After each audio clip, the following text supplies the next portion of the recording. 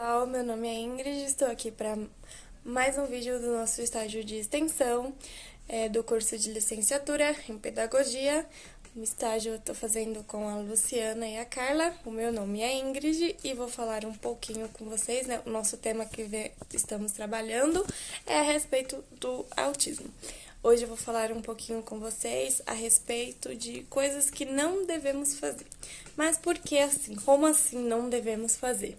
São coisas que podem quebrar elos de confiança entre a criança ou o adulto com a gente, coisas que podem trazer confusões para eles próprios, coisas que vão atrapalhar nossa relação, né? E vocês vão observar no decorrer do vídeo que são coisas que fazem parte do nosso cotidiano, a gente falar, a gente fazer, e que muitas vezes não faremos por maldade, faremos por questão de costume. Então tá aí a importância desse conhecimento. A gente saber, né, para não fazer e não errar mais em cima disso, né? E são coisas simples que fazemos com crianças que às vezes uma criança ou até um adulto, um adolescente, dentro do transtorno do autismo não vai entender da mesma forma. A primeira coisa é algo muito assim, o mentir. Não, a gente sabemos que não devemos mentir de uma forma geral, né? Mas em algumas coisas com as crianças nós mentimos no sentido, uma criança vai tomar uma injeção e você falar para aquela criança que a injeção não vai doer, certo? Numa forma de querer consolar, de querer acalmar, nunca é pro mal, né? É pro próprio bem daquela criança. Mas uma criança dentro do transtorno do autismo, nós temos que ser sempre objetivos. Lembra que eu falei nos vídeos anteriores a respeito disso?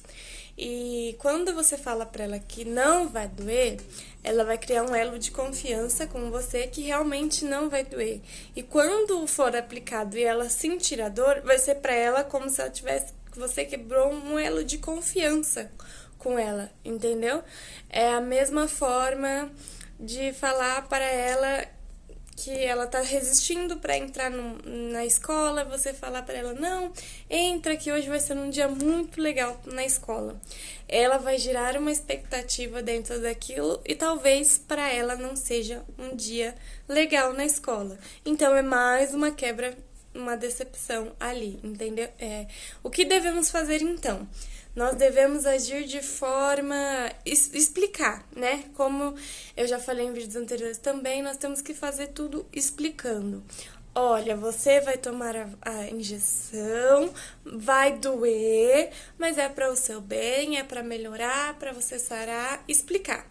Hoje você vai para a escola, o coleguinha tal vai estar lá, você vai fazer tal coisa, explicar o que ele vai fazer dentro da escola para ele mesmo criar as suas próprias expectativas dentro da realidade dele, não da nossa, porque nem sempre o que é legal pra gente vai ser legal pra ele, nem sempre o que é importante pra gente é importante pra eles. Então nós temos que saber trabalhar muito bem dentro disso, como professoras, como pais, como pessoas, né, do convívio dessa criança, certo? Outra coisa que nós não devemos fazer, nem para criança com autismo, eu acho que nem para criança como um todo, né? É falar para criança que ela não consegue. Ela vai pegar um potinho para abrir, alguma coisa para abrir, você toma dela e fala assim, não, deixa que eu faço porque você não consegue. Isso limita muito a criança, né? Isso vai criar um bloqueio na criança, porque a criança com autismo, ele entende as coisas literal, que ele não vai entender como uma criança que não consegue agora, mas quando eu ficar maior, quando eu ficar grande, que é assim que as crianças pensam, eu vou conseguir. Na mente da criança autista, se você falar pra ela aquilo ali, ela não consegue, ela vai absorver aquilo ali como ela não vai conseguir nunca. Não é um não consegue, ela não consegue agora. Vai ser pra ela um não consigo nunca, entendeu? Eles não têm essa forma de expressar como a nossa, de eu não consigo hoje, mas eu consigo amanhã. Não, se você falar pra ele que ele não consegue abrir o pote, ele vai criar uma limitação tão grande que ele pode ser que ele nem tente mais, entendeu? Ele não vai mais ter curiosidade nem tentar fazer aquilo ali. Então, qual é a forma correta de agir, né? É você ir lá com a criança, ajudar ela a abrir, ajudar ela a fazer o movimento, ensinar ela, explicar, mesmo que não consiga na primeira, na segunda, tá sempre mostrando a forma de melhor de se fazer aquilo, porque quando a gente fala não consegue, ou não mostra, não ensina, ou não explica, a gente tá criando um bloqueio, né? E o que nós queremos é que aquela criança se desenvolva da melhor forma possível. Então, para isso, nós temos que quebrar alguns tabus nossos. Às vezes não é por maldade, é até a super proteção, né? Outra coisa que nós não devemos fazer é perguntas que não dar alternativas em perguntas que não têm alternativas. Calma aí, deixa eu explicar melhor. Um exemplo. Filho, vamos tomar banho?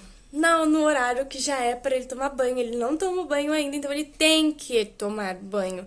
Então, quando você fala da opção, pergunta para ele se ele quer tomar banho, vamos tomar banho, você coloca na mente dele que é uma coisa opcional, que não é. Ele vai ter que ir tomar banho. Então, se você tem que falar com eles de forma mais objetiva possível. Dar alternativas em coisas que têm alternativas. Coisas que não tem, você tem que ser o mais objetivo possível. Filho, é hora de ir tomar banho. Filho, é hora de ir almoçar. Dessa maneira, entendeu? Tudo gira em torno de ser o objetivo, de explicar as coisas da forma mais clara possível, sabe? E são coisas pequenas que às vezes a gente faz no nosso dia a dia e passa despercebido. E com crianças que têm aspecto do autismo, você tá causando bloqueios grandes e você nem sabe. E como eu já falei, às vezes não é por maldade, né? Mas o conhecimento é poder. Então, a gente saber o que não falar e como não agir é de grande importância, né? E eu vou falar outra coisa. O prometer e não conseguir cumprir. Como eu disse, eles têm, vamos dizer uma forma popular, eles abraçam muito, né, aquilo que a gente fala. O que eles entendem, da forma que a gente fala, é aquilo que eles entendem e eles abraçam muito. Então, outra coisa que não devemos fazer é o prometer e não cumprir. Um exemplo. Na volta, a gente compra e não comprar.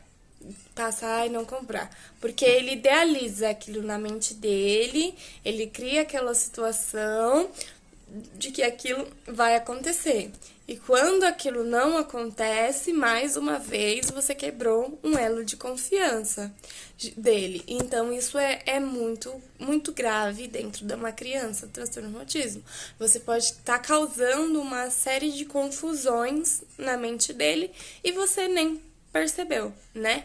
É igual, faz aquilo que eu te dou uma bala, pega aquilo pra mãe que eu faço aquilo. Tudo que você prometer para aquela criança, você vai ter que cumprir. Não porque é uma criança mimada, não porque é uma criança... Porque eles criam uma visão daquela situação e quando você não cumpre aquilo ali, você tá gerando um bloqueio, né? Você tá quebrando aquela confiança.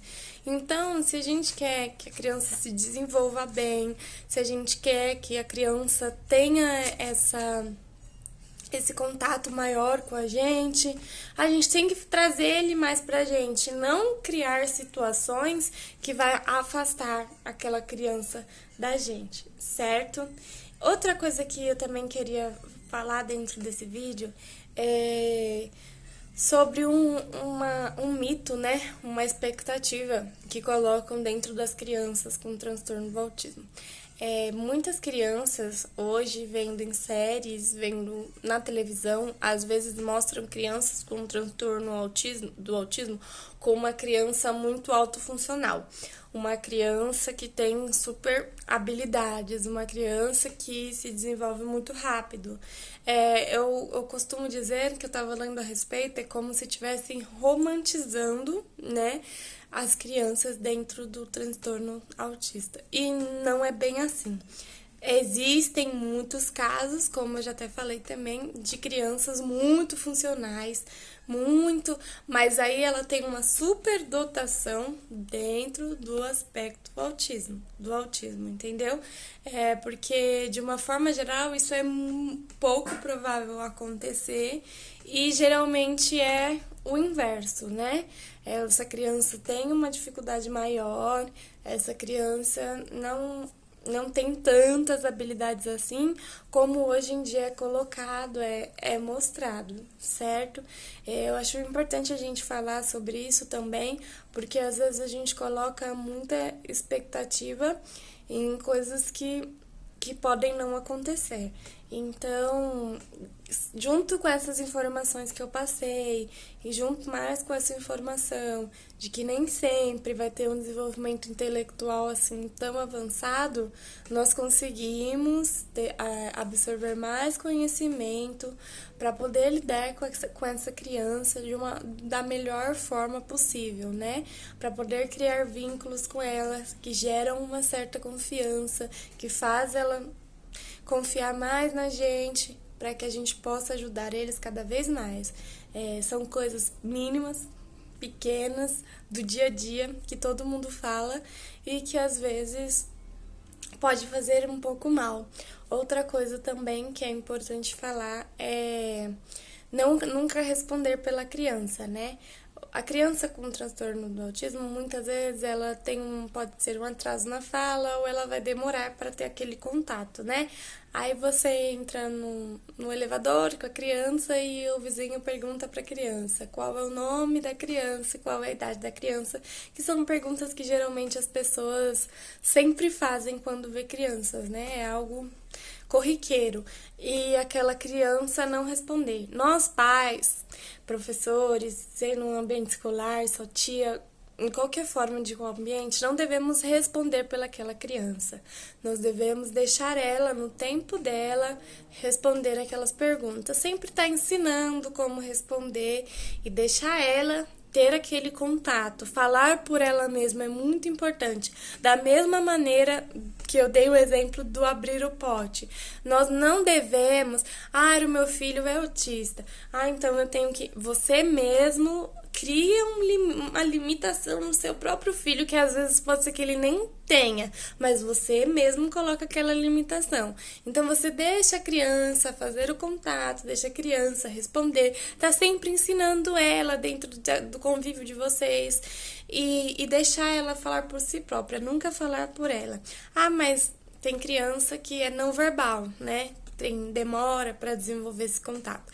Escreve numa pulseirinha, num colar, o nome e a idade dele ou dela e ensina. Sempre ele tá mostrando.